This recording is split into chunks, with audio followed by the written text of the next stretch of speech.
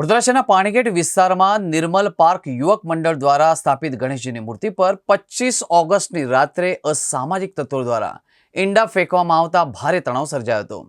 આ ગુનાહિત કૃત્યની જાણ થતાં જ વડોદરા શહેર પોલીસે તાત્કાલિક કાર્યવાહી હાથ ધરી હતી અને ગણતરીના જ કલાકોમાં ત્રણેય આરોપીને ઝડપી પાડ્યા હતા।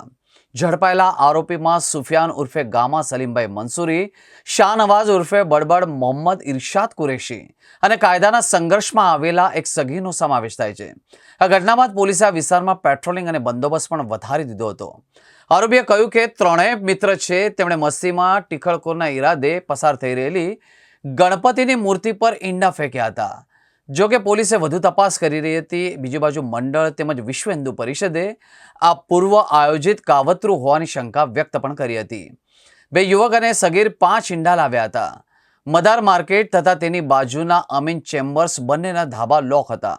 આરોપીએ ઈંડા લઈને જોખમી રીતે પતરા ઉપર ચડી અમીન ચેમ્બર્સના ધાબે પહોંચ્યા હતા અને ત્યાંથી મદાર માર્કેટના ધાબે જતા રહ્યા હતા। એ દરમિયાન શ્રીજીની મૂર્તિ આવતા તેમણે ઈંડા ફેંકવાનું શરૂ કરી દીધું અને ત્યારબાદ આરોપીઓ નીચે ઉતરીને પાછળના રસ્તેથી પાણીગેટ તરફ ભાગી ગયા હતા। સુફિયાન ભરૂચ જતો રહ્યો, જ્યારે સગીર અને શાહનવાઝ શહેરમાંથી જ પકડાયા હતા।